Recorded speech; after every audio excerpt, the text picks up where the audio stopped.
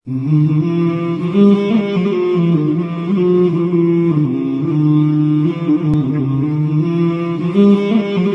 ملګري ډېر ښه سوال کړی دی. الله دې ټولو ته داسې جذبانې که نصیب کړي چې ورور مې په بینک باندې د بینک نه پټي باندې پیسې راوښکلي دي، ما مو ته دستخط کړی دی، د بینک نه مې پیسې هم راوړي او هغه کاته اوس زه ختمول غواړم. پلاټ دی هغه خرڅوم، خو خامخا په خرڅولو کې به څه وخت لګي.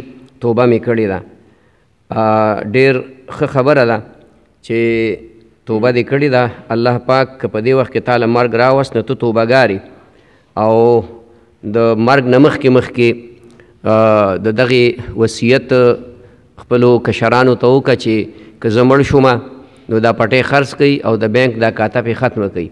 که د بینک کاته دا وصیت دې ونه کړو نو بیا هم ګناهګار پاتې. الله دې کي چې زر تر زره ستا دا پټۍ خرڅ شي او هغه د بینک دا سود دی ډېر ناکاره ګناه ده او د هغې متعلق دا فرمایلی دي. الله فرمایي که تاسو نه منې کوئ نو فأذنوا بحرب من الله ورسوله، د الله جنگ ته تیار شئ، د رسول الله جنگ ته تیار شئ. ډېر لوی جرم دی، ډېره لویه ګناه ده. یمحق الله الربا ویربي الصدقات، خدای د سود ډېر مال تباه کوي او صدقې لږې صدقې الله پاک هغې له ترقي ورکوي. حدیث شریف کې راغلي چا یوه کجوره الله له ورکړه یعنی صدقه کړه نو فرمایي د عمره لوی شي. معنا دا چې د احد د غره عمره د خیرات او د صدقې ثواب به ورته الله ورکوي. نو دا جذبه ډېره نیکه ده. الله دې موږ ټولو ته داسې جذبې نصیب کړي. نو د دې وصیت وکوي چې کوم دغه شوي البته د دغې ځای که خرڅېږي نه نو وروستو د اجاز مولانا تعویز د خرڅو وغواړه او بدل تعویز وکړي نو انشاءالله خدای به زر خرڅ کړي.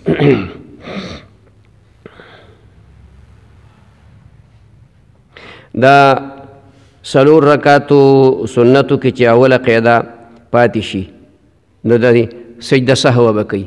دغه قاعده ضروري ده نو لهذا سجده سهوه به کوي. سجده سهوه وکړي نو هغه به وشي، خبره به ختم شي. دا بل ملګري تپوس کړی په زمیندار باندې قرضه نو د فصل نه به عشر ادا کوي او قرضه په هغه وخت کې به دغه کوي چې هغه د کاروبار پیسې وي، د تجارت پیسې وي، د دکاندارۍ پیسې وي، د اخیستلو خرڅولو پیسې وي. نو مثلا د ده سره 10 لکه روپۍ دي د اخیستلو خرڅولو د تجارت د دکاندارۍ او په ده باندې 15 لکه قرض دی نو دا 15 لکه به ترې منفي کړي او د دې 15 لکو زکات به ورکوي. د پټي نه که په ده باندې 1 کروڑ قرض هم دی او د پټي نه څه شی هم وشو، یوه دړۍ غنم ترې مشو هم به د هغې نه کل ما اخرجت الارض ففیه العشر، هر څه چې د ځمکې نه پیدا شي لږ دي ډیر دي هغې کې عشر دی او خرچه به نشي لر کولی. اول به ترې نه عشر لر کړي، عام خلکو ته زکات وایي، شریعت کې ورته عشر او نصف العشر ویلی کېږي. 10 حصه یا 20 حصه. 10 حصه په باراني للمه ځمکه کې ده او 20 حصه په نیري ځمکه ارټي ځمکه کې ده. دا دې ته عشر او نصف العشر ورته ویلی کېږي. نو د پټي نه چې هر شی پیدا شو که مقدار یې هر څومره دی، من دی او که 100 منه دی او که 1000 منه دی، د هغې نه به باقاعده عشر ورکولی کېږي. خرچه به ترې نه لرکوي. دا خو د خرچې په وجه دا فصل ډېر شوی، که دا خرچه پرې نه وی شوی بیا خو فصل نه کېده. دا خو بیا تخم هم پکې راغی، تخم خرچه ده، خاوره د عام خرچه ده، ډیران دی ته چې پې لګیایي محنت کې. دا خو ستا د محنت او د خاورې او د ډیران او د مسالو د هغې برکت دی چې تا له 20 منه جریب وکړو ګنې بیا یې 15 منه جریب هم نه کوو. دغسې پرېږده خرچه پرې مه کوه، بیا چې څونه وشي د هغې نه ورکړه. خبره پوه شوې؟ نو دې وجې نه خرچه به ترې نه لرکوي. ښه دا ښه سوال یې کړی ملګري چې دا جومات کې کړکۍ دا شیشې داسې لګېدلي چې پای کې سړی هغه بعضې شیشې داسې چې هغې کې سړی ښکاري مخامخ که نه، نو دغې کې مونځ که دا په جومات کې لګول نه دي په کار. د جومات فرنټ مخامخ یا کړکۍ دا د ساده شیشې نه، لکه دا موږ ساده شیشې لګولي دي. ملګرو دا خبره هم کړه چې دې کې داسې شیشې او دې کې خالص ساده شیشې به لګو، په دې کې به سړی ښکاري. او دارنګې کس ووي چې په دې کې په دې محراب کې به شیشې لګو، نه دی خو سړی بیا ښکاري، یو پکې نه ښکاري، 8 سړي پکې ښکاري. مخامخ چې څونه شیشې لګېدلي دي نو هغومره سړي پکې ښکاري. یو امام پکې چې کم دی نو 18 امامان شي.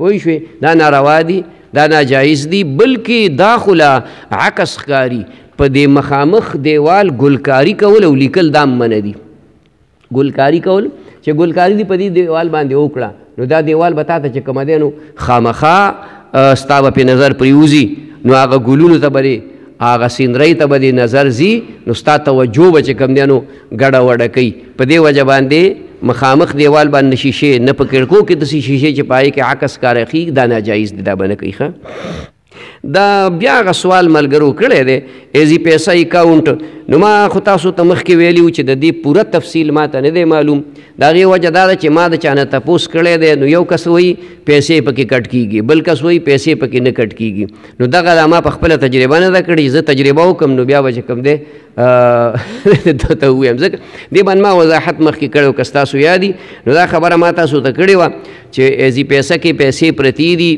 1000 روپۍ دي که په کال باندې په دې نیټ باندې په دې شستانه پیسې کټ کوي خو ټیک ده بیا جایز دي کو پیسې دنه نه کټ کوي نو بیا ناجایز دي بیا پکې پیسې ښودل نه دي پکار ښه دا مانځه کې چې کومه دی سستی دا د دې د اعوذ بالله من الشیطان الرجیم لا حول ولا قوة الا بالله العلی العظیم هر مانځه پسې 40 پیرې هر مانځه پسې 40 پیرې یا سار ماښام 100 پیرې خو هر مانځه پسې 40 پیرې دا زیات مؤثر دی اعوذ بالله من الشیطان الرجیم لا حول ولا قوة الا بالله العلی العظیم دا هر مانځه پسې 40 پیرې وای نو که هر قسم کمزوری انسان کې د اعمالو په بنیاد باندې موجود وي الله پاک به هغه ډېر زر چې کومه دی نو ختمه کړي دا دغه د دغې دپاره دي چې مونږ دلته کې داسې اعمال وکړو چې هغه اعمالو په وجه باندې